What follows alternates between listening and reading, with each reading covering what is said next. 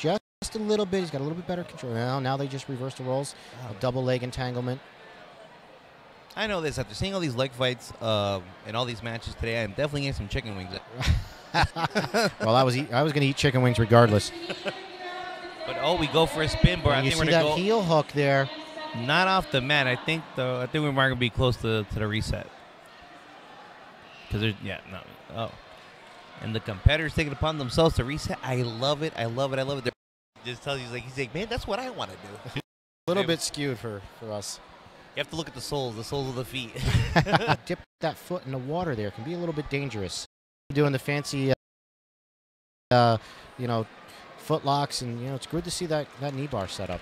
So yeah, if you guys watch adjustment there at the end. I really like when you see a guard puller to see that aggression level. Like you play the guard, you work the guard, and you set up your submissions.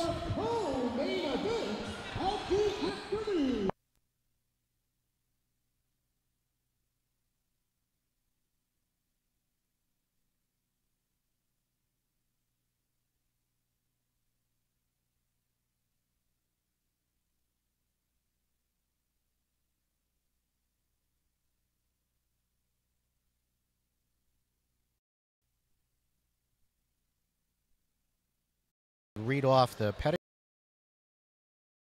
pedigree for both these young judo play. Yep.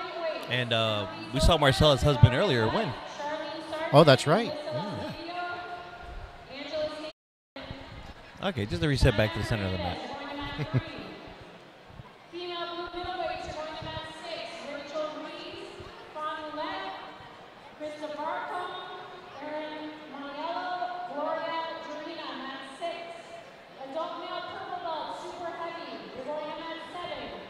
Sarah quick to attack. She is climbing that back. You can see how she snuck the arm all the way over to the other side. That takes away the base. It looks that way. See, she's still got that arm trapped to the far side. Guard. Yeah, Sarah's just taking her time. Sarah's setting up. Sarah's popped out her lapel. She's getting all these plays with the feed and attack. And that's what I like to see. You see her swing the legs up there. You're going for the triangle. You're staying busy from the bottom, and that's what we like to see. Just to kind of sit on the bottom and play defense.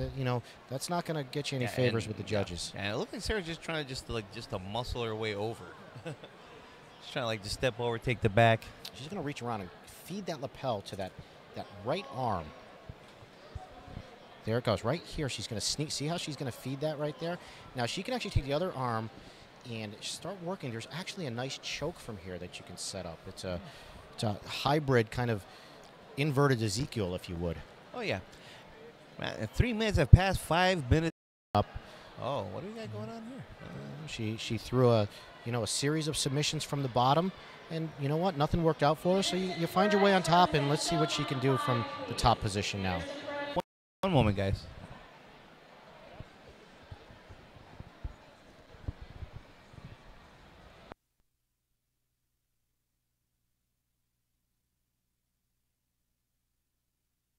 Right now, I'm kind of wanting tomato pie, so I gotta go to Sally's. Sometimes I want a mashed potato. I want the spud. I gotta go to bar.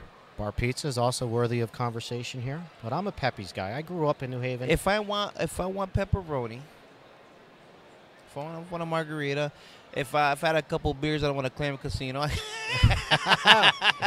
I like how the list just continues to grow, and you've now branched out outside of the pizza conversation.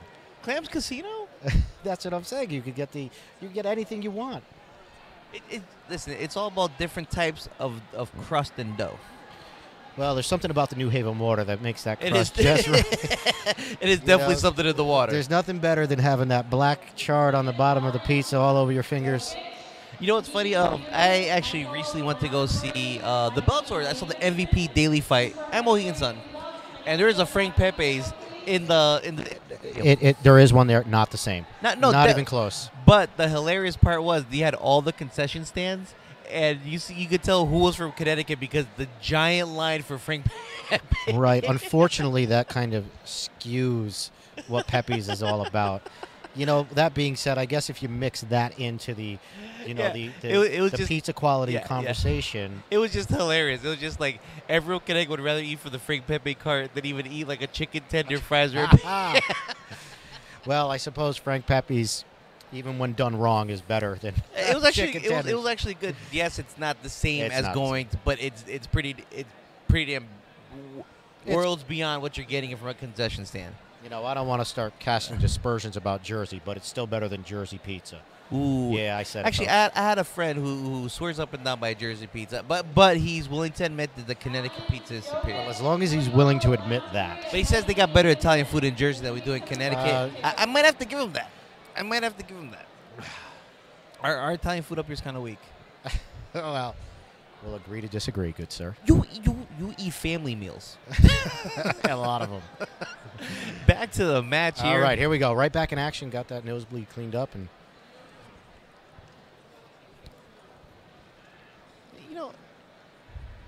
oh. Well, Sarah abandoned what she was going to go for there. She was just grabbing underneath the tricep. But prior to the break, Sarah was really controlling the match from her guard. Now she finds herself on top. Let's see how aggressive she's going to be. She's been really aggressive to this point. Yeah, she's great. Yeah, and straight for the arm. She's going straight setting for the arm. up a back take here. She's going to try and transfer that hip over the top and see if she can sneak that other hook in. And she's just going to settle for top position in the half guard. You're going to see her reach back, try and get that knee down, start sliding her right knee up, and start working the guard pass.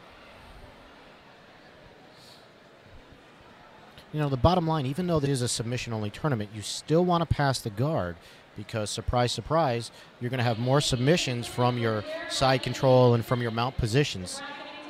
Oh, there we go. The lapel coming across and around. And this gotta is watch a out choke I'm well familiar with. If she can drive that arm down as she pulls the backside of her gi, it's a shoulder crank / choke all in one right here. She applies that pressure. It doesn't matter that she's still caught in the half guard. Yeah, and I think at this point it might just be straight flat out choke. But a lot of times she may not have the leverage to do it. Maybe not, and plus the adrenaline of being in a competition of this caliber.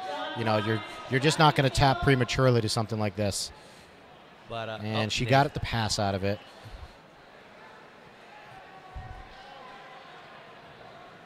Right back into the half guard. That's crafty bottom work right there. You're in a bad spot. You find you're about to get side controlled.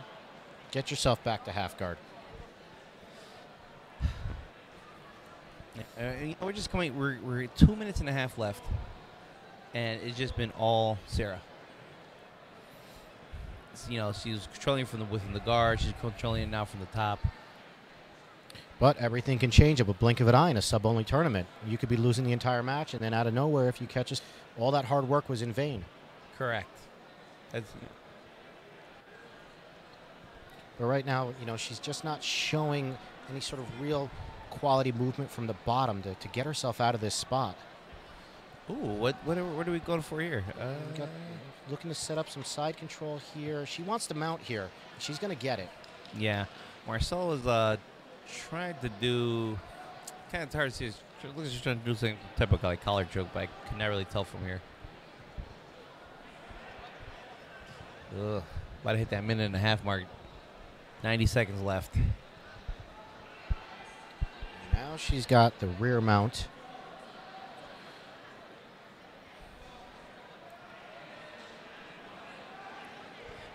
Props to Sarah though. Despite the advantages she put herself in, she's just taking her time. She's not like really driving it down. She's working at a pace that, and the arm lock's pretty extended here. That's trouble, and there it is. Nice patient match from her. She never got overexcited with any of the positions. And, you set up the submission with a minute left.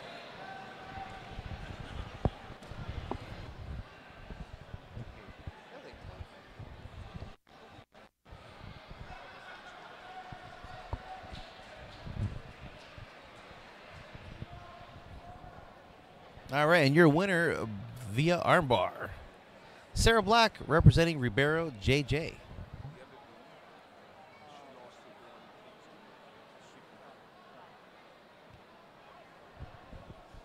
Winner.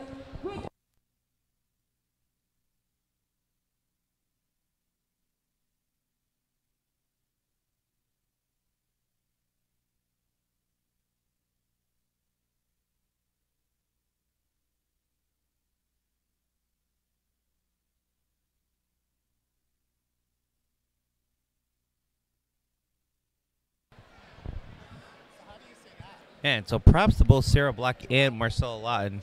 You know, just really working hard out there. All for charity, all for a great cause. Once again, if you guys are at home enjoying the matches and enjoying everything you're seeing here, you guys want to help fight the good fight against cancer, just go on down, TapCancerOut.org. You know, buy something from the store. Like I said, the merchandise, quality merch. You're not in the need of a new gi or a bag or anything, just go ahead and just donate a couple of dollars. Every dollar matters. Every dollar helps make a difference. Goes 100% to Alex's lemonade stand. TapCancerOut.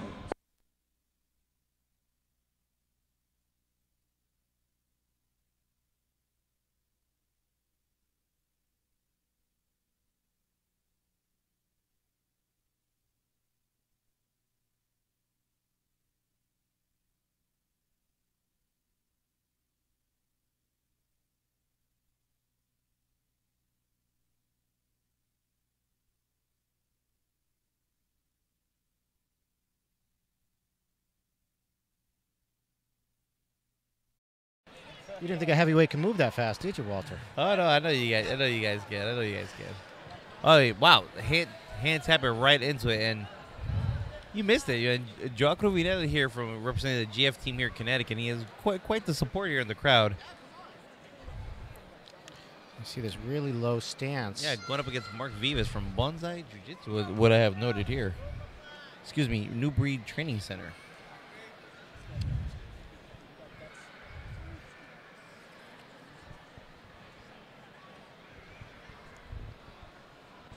And Joao there with the red belt.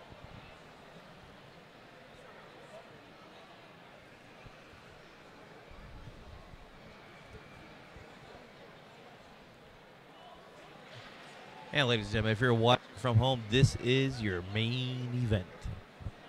Of course, reading the stats on both these guys is just, we got a handful here. Go ahead and just read everything out loud for us, if you would, Walter. I'm just teasing you. I don't think these guys are going to give us a chance because as Mark hits the ground, he's they're trying to establish his attack.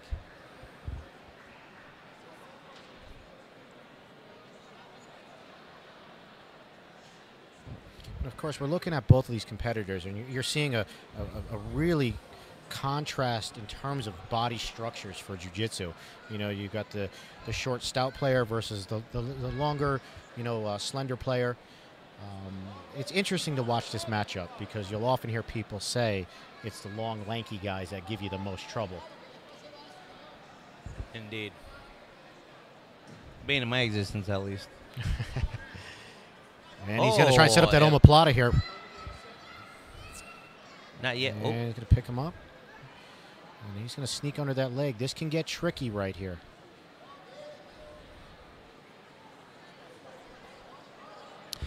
I like Mark's attack. Mark just has a nice varied attack from the bottom. And has Joao just backing up a little bit, trying to just rethink things through. Yeah, he was playing a little defense on those transitions there, and that's okay. That's what you need to do. Sometimes you got to take a step back, kind of recalibrate, and you get back in that guard. But it was pretty nice to see that transition from to give that omoplata a try. And look at that. Oh, nice cartwheel pass. He's got a Kimura grip here. Very interesting. And he's going to got to get that right hip through around the shoulder. You see him kind of walking that hip through. I see now. So looks like the left hand has grabbed the far side lapel, but looks like his left hand hasn't grabbed nothing yet, but it's in there fishing. He is. Now, we might know if he grabs it if Joao starts taking that right leg of his and he starts brings it and stretches it out. Comes in front of the head with it for the traditional clock choke right here. And he's just got such a good grip on it. Here's the clock choke, and he might be unconscious. I think he's unconscious. He's out. Wow. That was... Shoot. Wow. That was intense. That was really intense. And, props to the choke. He did warn the judge. He warned the ref that the guy was, that Mike was out. So it caught me off guard. I was like, wow, he put him out quick. I passed up from watching that, okay? It's at this level, the guy gets his grips in there. That clock choke, you think you're okay, And then before you know it, you're seeing little twinkly stars. And Oof.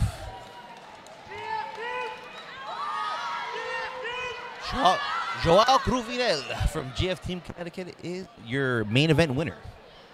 And, you know, And guys, if you thought that was a super awesome rad submission, you thought that was the coolest thing since sliced bread, head on down TapCancerOut.org, buy some cool merch, donate some dollars.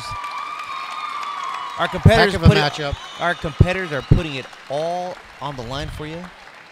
Donate a couple dollars. Help fight the good fight against cancer. That's what we're all here for today. All under one roof, putting on these great exhibitions for everyone at home. Help fight the good fight. And there you have it. That match was great. I mean, the whole card was great. I mean, you had some high-level guys, you know, from top to bottom. And we've seen a variety of matches here today. We've seen some good stand-up, some good groundwork. We saw a variety of submissions. I mean, what more can you ask for? That was a lightning quick cartwheel on it, but that it was. I mean, you know, I'm ashamed to say it, but even at the age of 40, I still cannot do a cartwheel. I've never figured out the mechanics of it. Ladies and gentlemen, that concludes this. Oh man, and that is it for our exhibitions for the day. So once again, thank you so much to all our competitors, to everyone watching from home, to everyone that's donated or bought anything from the store. And just because the matches have ended does not mean that the store is closing. So please feel free to stop at the store or to give a donation at TapCancerOut.org. Every little bit helps. 100% of it is going to fund Alexa's Lemonade Stand Foundation. And thank you for coming down and helping us out today. Oh yeah, definitely. Thank you guys for having me. Glad to. Last second to plans was I was kind of worried I would not be able to attend, but here I am, and I'm glad I could be to help out. You know, everybody pitches in. We can get there. We can get to the finish line a lot quicker. Well, I guess if we're going to sign out in Italian, I'll say "State bano," eh? And adios. Thank you, everybody, for tuning in. Peace out.